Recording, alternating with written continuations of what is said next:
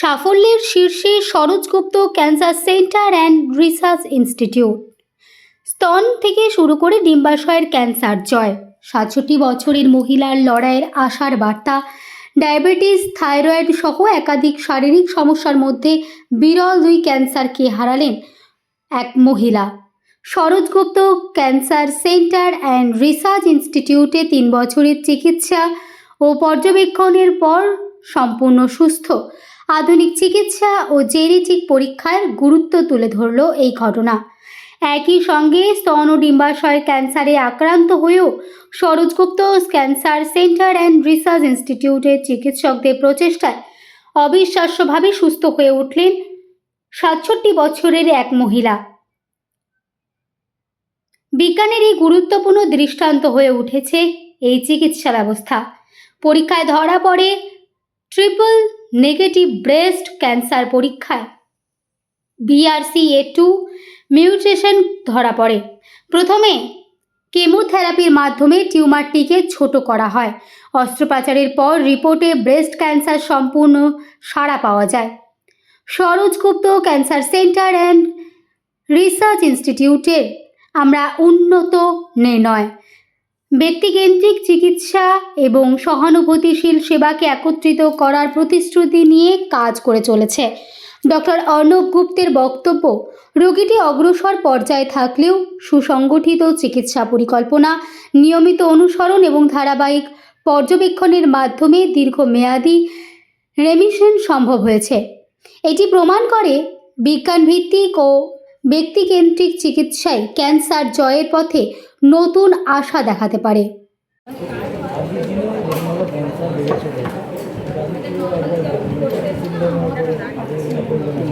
Breast cancer বলুন বা ovarian cancer, মানুষের কীভাবে আর কি কীভাবে সতর্ক থাকতে বলবেন যে কী কী সিমটম হলে তারপর একটা টেস্ট করানো উচিত?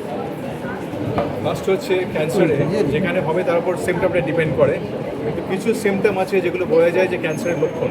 সে যেখানে ক্যান্সারই হোক, একটা হচ্ছে খিদে হঠাৎ করে কমে যাওয়া, দ্রুত ওজন কমে যাওয়া, অত্যন্ত দুর্বল, অ্যানিমিয়া, এগুলো হচ্ছে একটা লক্ষণ। এবার যেখানে যেখানে ক্যান্সার হবে তার উপর ডিপেন্ড করছে। যে গাঙে হয় কাশি, কাশির সাথে রক্ত, যে বৃহদান্তে হয় মলের সাথে রক্ত, বমির সাথে রক্ত হচ্ছে পাকস্থলী, প্রস্রাবের সাথে রক্ত, কিডনি হতে পারে।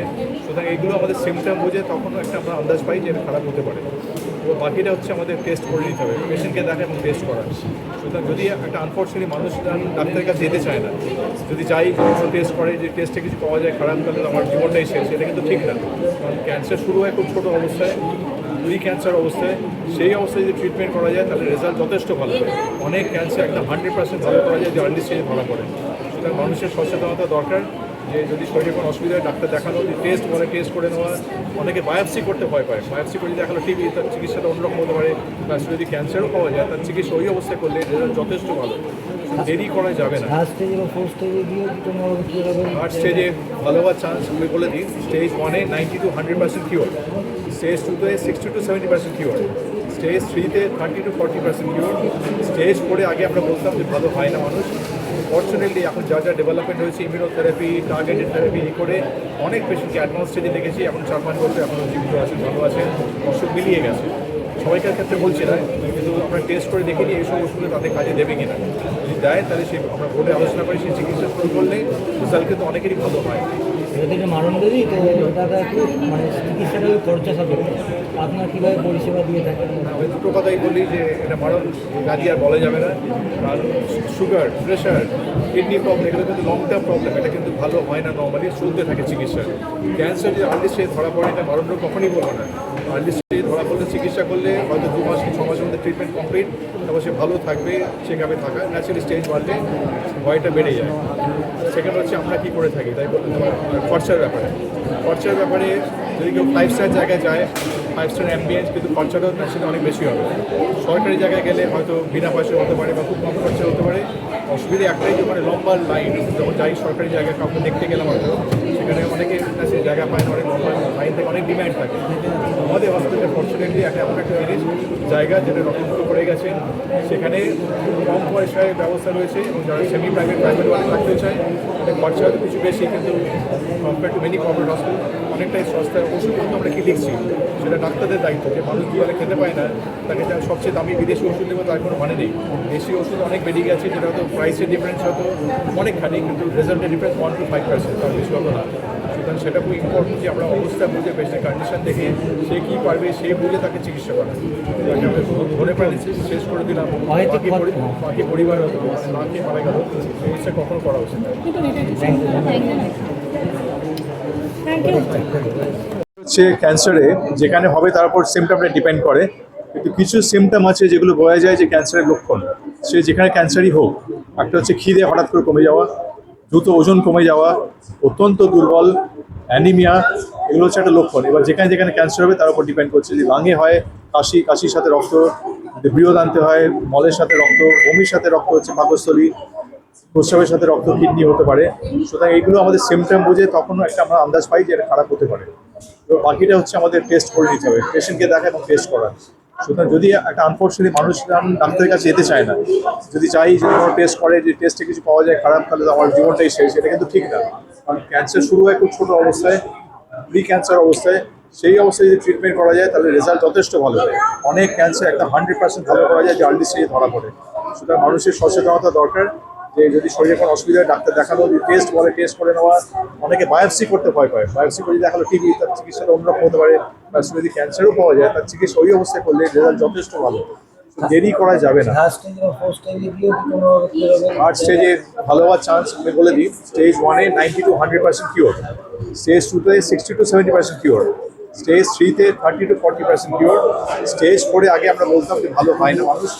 ফর্চুনেটলি এখন যা যা ডেভেলপমেন্ট হয়েছে, ইমিউনোথেরাপি, টার্গেটেড থেরাপি, এই করে অনেক পেশেন্টকে অ্যাডভান্স স্টেজে দেখেছি। এখন 4-5 বছর এখন জীবিত আছে, ভালো আছে, অসুখ মিলিয়ে গেছে।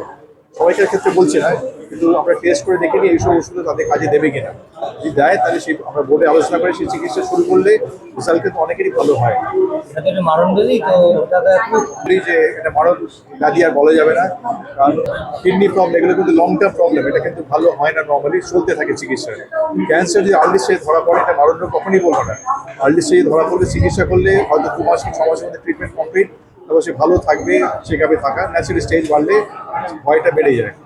আর সেকেন্ড হচ্ছে আমরা কি করে থাকি তাই বলতে। আর খরচার ব্যাপারে যদি লাইফস্টাইল অ্যাম্বিয়েন্স, কিন্তু খরচাটাও মেশিনে অনেক বেশি হবে। সরকারি জায়গায় গেলে হয়তো বিনা পয়সায় হতে পারে বা খুব কম খরচে হতে পারে। অসুবিধা একটাই যে ওখানে লম্বা লাইন, যখন যাই সরকারি জায়গায় কাউকে দেখতে গেলে হয়তো সেখানে অনেকেই কাছে জায়গা পায় না, অনেক লম্বা লাইন থেকে অনেক ডিম্যান্ড থাকে। আমাদের হসপিটালে ফর্চুনেটলি একটা এমন একটা জিনিস জায়গা যেটা রকমপুর করে গেছেন, সেখানে খুব কম পয়সায় ব্যবস্থা রয়েছে এবং যারা সেমি প্রাইভেট ওয়ার্ডে থাকতে চায় তাদের খরচা হয়তো কিছু বেশি, কিন্তু compare to many government hospital অনেকটাই সস্তায়। ওষুধপত্র আমরা কি লিখছি সেটা ডাক্তারদের দায়িত্ব, যে মানুষ দুবেলা খেতে পায় না তাকে তার সবচেয়ে দামি বিদেশি ওষুধ দেবো তার কোনো মানে নেই। দেশি ওষুধ অনেক বেড়ে গেছে, যেটা হয়তো প্রাইসের ডিফারেন্স হয়তো অনেকখানি, কিন্তু রেজাল্টের ডিফারেন্স 1 to 5%, তার বেশি হতো না। সুতরাং সেটা খুব ইম্পর্টেন্ট যে আমরা অবস্থা বুঝে পেশেন্টের কন্ডিশন দেখে সে কী পারবে সে বুঝে তাকে চিকিৎসা করা। তাকে আমরা ধরে প্রাণে শেষ করে দিলাম, বাকি পরিবার হয়তো মানে না খেয়ে মারা গেল, সেই চিকিৎসা কখনো করা উচিত না। ওনার ব্যবহার, ওনার ট্রিটমেন্ট, মানে কি বলবো, আমার মনে হতো না আমি হসপিটালে আছি।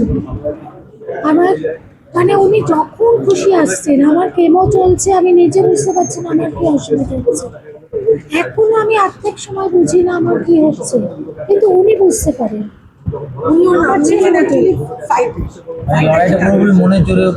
সেটা তো একটা আছে। আর আমি মা ঠাকুরকে বিশ্বাস করি, মা ঠাকুরের ওপর বিশ্বাস রেখেই আমি চলেছি।